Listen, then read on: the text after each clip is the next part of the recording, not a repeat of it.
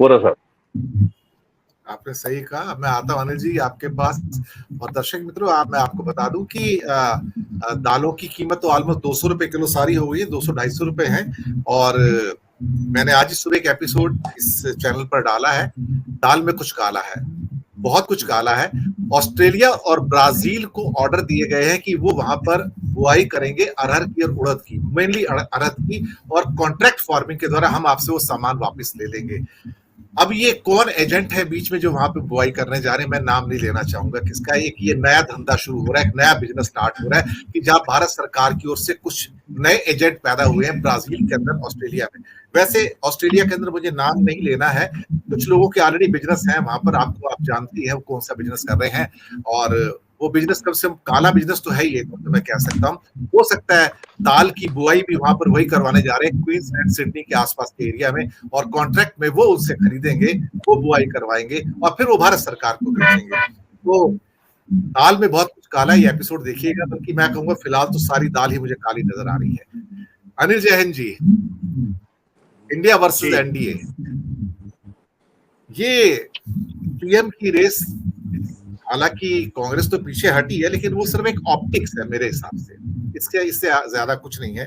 लेकिन सुना आज ममता दी मैदान में कूद पड़ी है कि अगर कांग्रेस इंटरेस्टेड नहीं है पीएम की रेस में, तो फिर ममता से ज्यादा बड़ा कौन हो सकता है। मुझे लगता है कि दूसरे दलों को सबक लेना चाहिए। अगर कांग्रेस बैक ट्रैक कर रही है उस मामले में, तो इसलिए कि एकता बनी रहे, और जब इलेक्शन हो जाएंगे और बाद में स्थिति आएगी तब उसका चुनाव कर लेंगे। तो उसका फायदा उठा के अपने दावे पेश करना भी कोई बहुत अच्छी बात नहीं है। मैं अभी का ताजा न्यूज बता रहा हूँ कि ममता की ओर से, ममता ने तो नहीं कहा, टीएमसी की ओर से दावा ठोकना शुरू हो गया है। इस किस्म से वास्तव में स्थितियां बिगड़ जाती हैं और तनाव की स्थितियां पैदा होती हैं कि बारात अभी आई नहीं है और दरवाजे पे पहले से ही शहनाई वाले रूठ के बैठ गए हैं। आपका पूरी टिप्पणी चाहूंगा इस पूरे परिदृश्य पे अनिल जी। हाँ दिनेश जी, बिल्कुल ठीक है, आपने ममता जी की बात उठाई। देखिए, कुल मिलाकर के ममता जी ने कल जो राहुल जी को जब संबोधित कर रही थी, तो एक शब्द का इस्तेमाल किया, आवर फेवरेट लीडर। तो ये एक बहुत बड़ी बात है। देखिए, कल की जो बैठक हुई है उसमें सभी राजनीतिक दलों ने विशाल हृदय का एक प्रदर्शन किया है।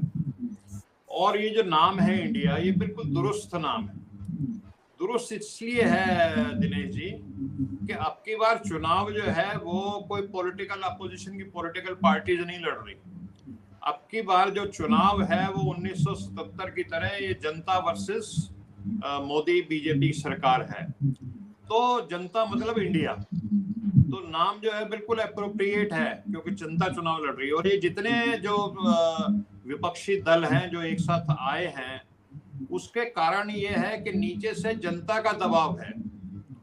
चाहे उसमें जयंत चौधरी हो, चाहे अखिलेश हो। आपने उत्तर प्रदेश में देखा, जयंत चौधरी को बहलाने फुसलाने के पिछले दिनों बहुत प्रयास हुए, बड़े बड़े ऑफर दिए गए कैबिनेट मिनिस्टर बनने के, और वो मात्र मेरे ख्याल 42-43 वर्ष की आयु है जयंत चौधरी की, ज्यादा बड़ा नहीं उम्र में। और इस उम्र में अगर किसी को इतना बड़ा ऑफर मिलता है कि आपको केंद्र में कैबिनेट मिनिस्टर बना देंगे, वो भी टॉप 5 में, तो उसको ना करना दिनेश जी, तो उसके लिए बहुत बड़ा, जिसको कहते हैं कि जिगरा चाहिए।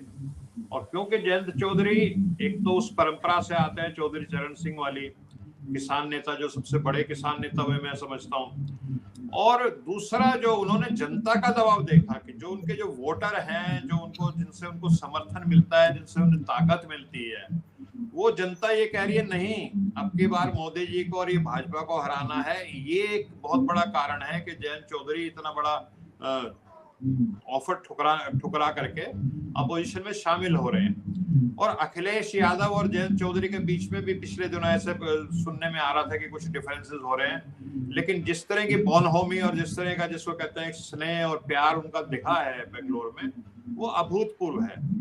तो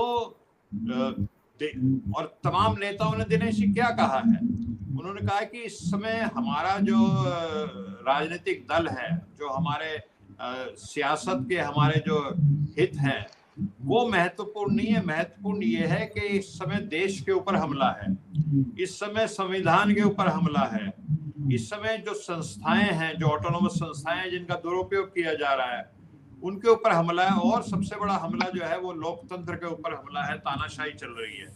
तो हम इसलिए एक हो रहे हैं इस समय, जो हमारे जो निजी स्वार्थ हैं, जो हमारे पॉलिटिकल इंटरेस्ट हैं, वो हमने अभी साइडलाइन रख दी है। और दिनेश जी, आपने देखा कि जिस तरह से राहुल गांधी ने एक, अब से साल भर भी नहीं हुआ, मैं समझता हूं कि अभी 8-10 महीने ही हुए इस बात को, जो उन्होंने एक भारत जोड़ो यात्रा शुरू की थी। उससे पहले स्थितियां क्या थी? नीतीश कुमार अगस्त में तक बीजेपी के साथ थे पिछले साल, और वहां पटना में जाके नड्डा साहब कहते हैं, पहले तो कहते थे कि हम कांग्रेस मुक्त देश बनाने जा रहे हैं, और पटना में जाके वो बोल देते हैं कि अब हम विपक्ष मुक्त भारत बनाने जा रहे हैं। तो नीतीश कुमार जी को समझ में आ जाती है, और नीतीश कुमार जी अलायंस को तोड़ते हैं और एक सिलसिला शुरू हो जाता है, फिर भारत जोड़ो यात्रा।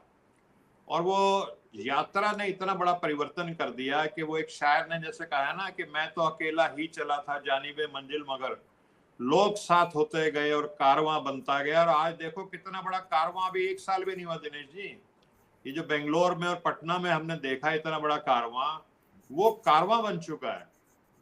तो अभी तो चुनाव में बहुत जल्दी भी अगर मोदी जी करा लेंगे तो नवंबर दिसंबर तक का समय है। और मुश्किल ये है क्योंकि जो फीडबैक, जो रिपोर्ट्स मोदी जी को आ रही हैं, वो ऐसी हैं कि उनको लगेगा कि मेरे को थोड़ा कुछ और समय मिल जाए तो मैं सब कुछ ठीक ठाक कर दूंगा।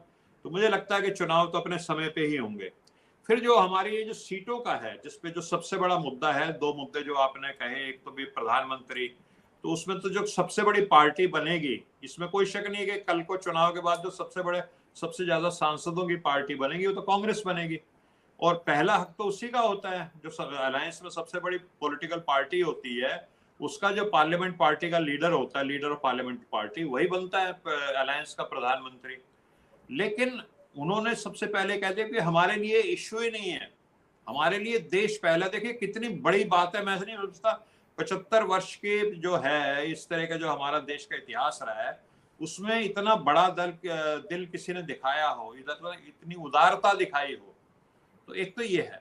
दूसरा, अलायंसेस, जहां तक कांग्रेस की बात है, धर्म प्रकाश जी बैठे हुए हैं, हिमाचल में किसी अलायंस की जरूरत नहीं है, कांग्रेस अपने दम से लड़ सकती है। हरियाणा में कांग्रेस अपने दम पे लड़ सकती है, राजस्थान में अपने दम से लड़ सकती है, मध्य प्रदेश, छत्तीसगढ़, कर्नाटक और आपका तेलंगाना, वो अपने दम से लड़ सकती है।